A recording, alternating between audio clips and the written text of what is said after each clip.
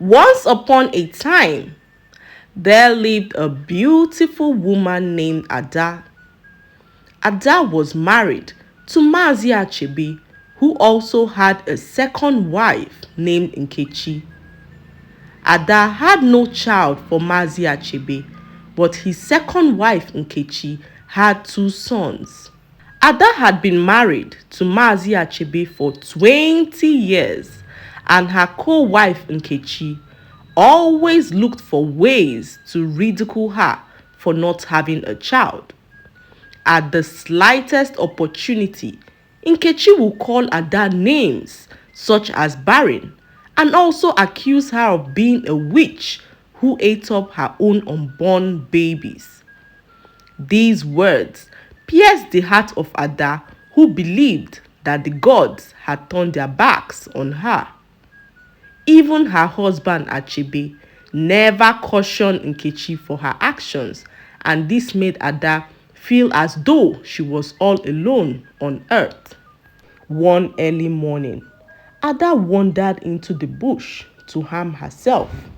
The constant ridicule had become unbearable, and Ada resolved within herself that her life was no longer worth living.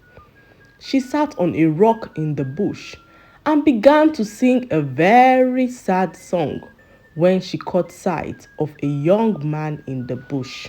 The young man was extremely handsome and respectful, and with a gentle voice, the man asked Ada why she seemed so sad.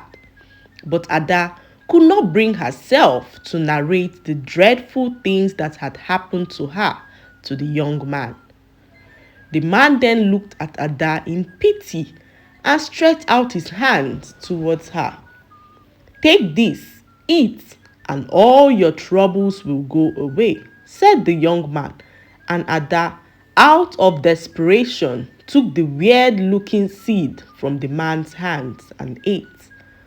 Ada was so desperate to make her problems go away that she did not bother to ask the young man what the seed would do or how it would make her problems disappear. Ada noticed that she felt a whole lot better, so she decided not to harm herself any longer. She thanked the young man and began to head back home. Ada was so famished as she had not eaten all day. She decided to prepare a little food to eat when Nkechi, her co-wife, approached her and began to make trouble.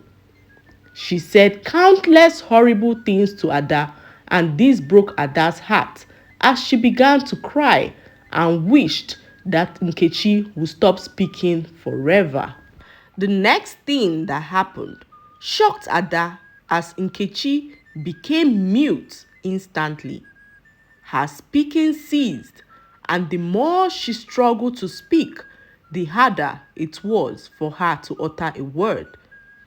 Ada was in complete shock as she did not understand how this had happened. She then remembered the young man in the bush who gave her a seed to eat that promised to take her problems away. The seed the young man gave her could grant the sincere desires of her heart, but Ada was unaware of this when she wished Nkechi would be mute forever. Ada tried all she could to reverse what she had done to Nkechi, but nothing worked. She quickly rushed back to the bush that night to look for the young man, but she could not find him. This troubled her as she was unaware of how to reverse the effect of what she believed she had done. Their husband heard of what happened and decided to visit the village shrine to consult the gods on what to do about Nkechi.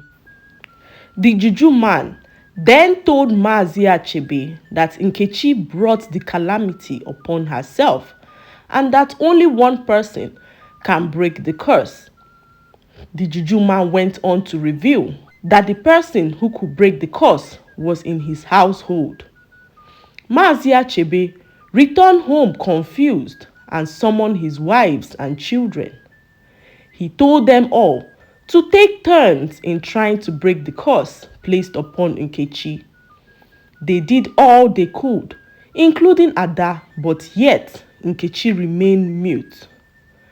This troubled Ada greatly, and she decided within herself to forgive Nkechi for all her wrongs and to be kind to her, as she believed that her kindness and forgiveness might be the key to breaking the curse. Ada began to do nice things for Nkechi, and this agitated Nkechi further.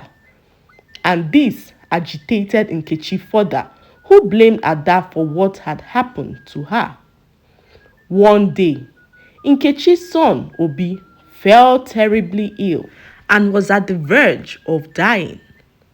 Nkechi and Mazi Achebe did all they could to make him better, but as each day passed, Obi's health deteriorated. So one night, Nkechi was passing by Ada's hut when she heard Ada crying and wishing that Obi's health was restored. This touched Nkechi's heart as she felt the sincerity in Ada's cries. By morning, Obi miraculously gained his health, and Nkechi was in complete shock and remembered what happened the previous night. Nkechi could not speak, but something moved her to go make peace with Ada. How will I apologize to Ada in my mute state? Thought Nkechi, who was hell-bent on making peace with her co-wife, Ada. She then decided to approach Ada to show her genuine gratitude to her for her son's health. She also knelt down before Ada and began to cry. This touched Ada, who was in total shock at this point. Immediately, Nkechi noticed that her voice had returned. She screamed in excitement and continued to beg Ada for forgiveness. She regretted all she did to Ada in the past and promised never to be wicked and heartless. The curse was lifted as the key to restoring Nkechi's voice was sincere and genuine apology and repentance from Nkechi, and not just the forgiveness of Ada. Ada forgave Nkechi at last, and they became good friends. It was then that Ada announced to everyone that she was pregnant, and everyone, including Nkechi, was overjoyed. The lesson to be learned from this story is that we should be kind to people always. Never look down or mock a person because of what they lack.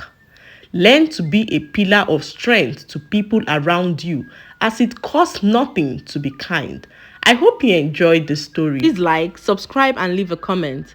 It helps us grow our channel. I'll see you in our next story.